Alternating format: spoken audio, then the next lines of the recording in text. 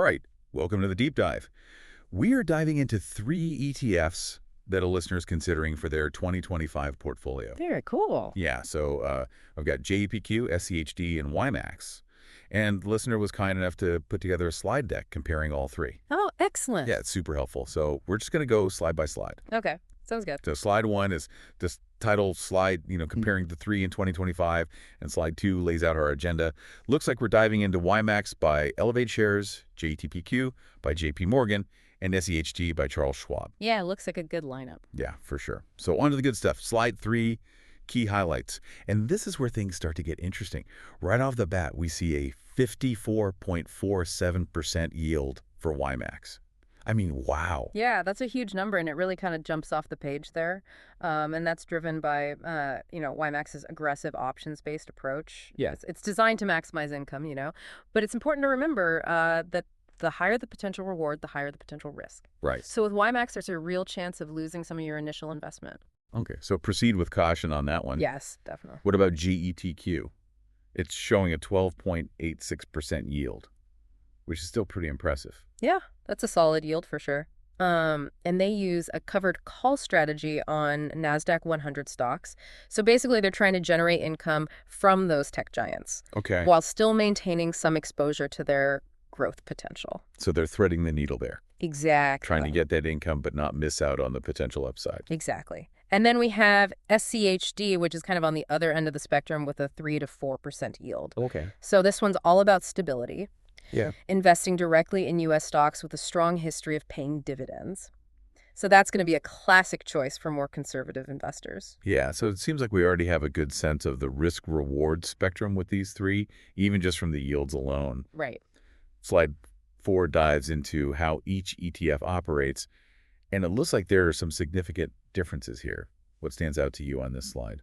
Yeah, well, the biggest thing is that YMAX uses a much more complex approach than the other 2. Okay, yeah. They don't necessarily own the underlying stocks directly. Instead, they use options and possibly even treasury bills to generate that income.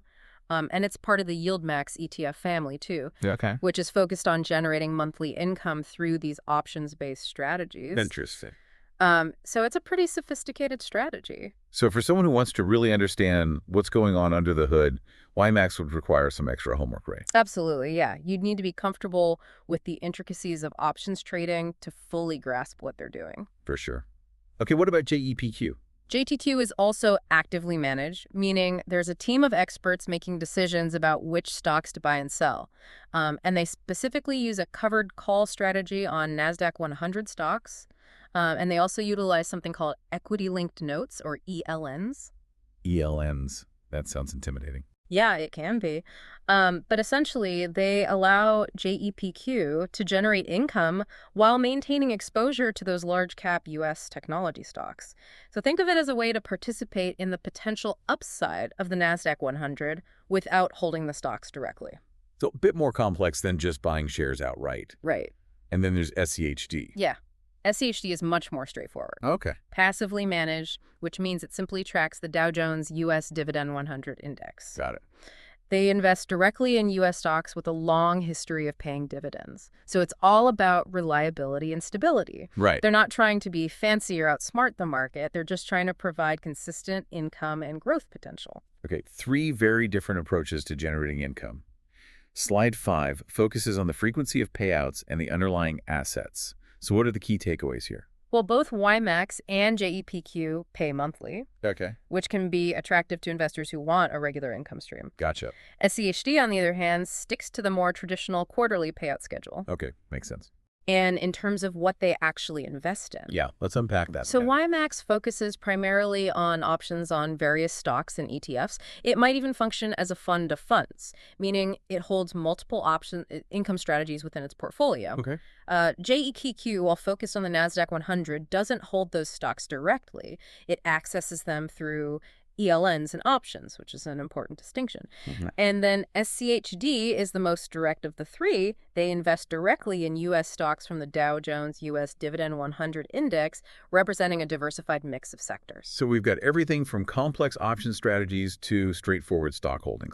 There. On to slide 6. This one seems particularly relevant for you, the listener, as it breaks down the 12-month yield and suitability type for each ETF. So what jumps out at you here? Well, we see the yields again. Yep. With YMAX at approximately 54.47%, JEPQ at 12.86%, and SCHD at approximately 3 to 4%. But what's crucial here is understanding who each ETF is best suited for. You know, YMAX, with its sky-high yield, might seem like the obvious winner. But remember what we talked about earlier. That yield comes with significant risk, including the possibility of losing some of your principal. It's really only suitable for investors who are comfortable with a high level of risk and who understand how options work. Right, so not for the faint of heart. Exactly. Or someone just dipping their toes into investing. Right. Okay. What about JEPQ? So JPQ is aiming for that middle ground. They offer a higher yield than traditional dividend ETFs, but with some potential downside protection from their covered call strategy. However, they are heavily concentrated in the tech sector, which can be very volatile. Yeah. So you would need to be comfortable with the ups and downs of that market. Okay. And finally, SCHD, the steady Eddie of the group. Exactly. All right. This one's all about long-term stable growth and dividend income. It's designed for investors who are prioritizing capital preservation and are looking for a less risky way to participate in the stock market. So we've got 3 very different ETFs, each catering to a specific type of investor. Slide 7 goes a step further, offering a recommendation profile for each ETF. So let's dive into that in part 2.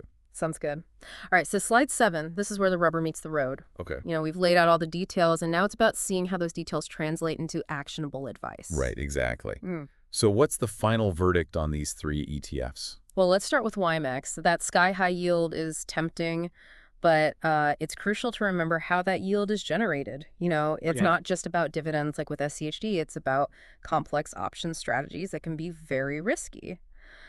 So the recommendation here is to approach with extreme caution. Right. You know, if you're considering it, allocate a small portion of your portfolio and be prepared for the possibility of losing some of your initial investment. So it sounds like YMAX is really only suitable for a very specific type of investor. Yeah. Someone with a high risk tolerance, a deep understanding of options, and a long-term investment horizon. Precisely. Now, JEPQ is positioned as a good option for investors who want more income than a traditional dividend ETF and are comfortable with the potential volatility of the tech sector.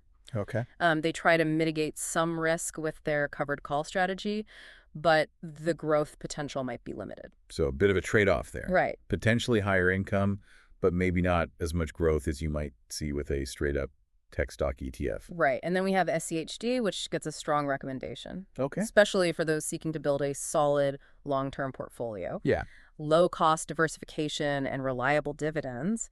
It's designed to be a core holding that you can feel good about holding on to for years to come. Yeah, it sounds like SCHD is the kind of ETF you could set and forget knowing it's steadily working in the background. Right. But remember, even with all this information, the world of finance is constantly evolving. That's true. How might the rapid pace of technological advancement, global economic shifts, and changing market dynamics impact these ETFs in the future?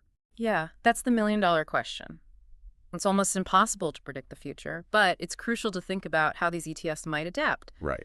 Will YMAX's aggressive approach continue to pay off, or will its reliance on options backfire? Yeah. Will JEPQ's tech focus be a boon or a burden in a rapidly changing landscape? Right. And can SCHD maintain its steady performance in the face of increasing uncertainty?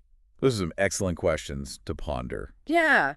It's a reminder that investing isn't a one-time decision. No. It's an ongoing process of research evaluation and adjustment. Absolutely. You've now got a solid understanding of how these 3 ETFs operate, Yeah. their strengths and weaknesses, and the types of investors they're designed for. Right. You've compared their yields, dissected their underlying assets, and analyzed their risk profiles. For sure. You're well equipped to decide which, if any, of these ETFs deserve a place in your portfolio. Right, but before you rush off to buy or sell anything, take some time to do your own research. Dig a little deeper into these ETFs, maybe explore some other options, and consider chatting with a financial advisor to get some personalized guidance. Yeah, that's always a good idea. It's all about making informed decisions that align with your specific financial goals and risk tolerance. Right. Remember, knowledge is power when it comes to investing. Absolutely. The more you understand about the investments you're considering, the better equipped you'll be to navigate the exciting, ever-changing world of finance.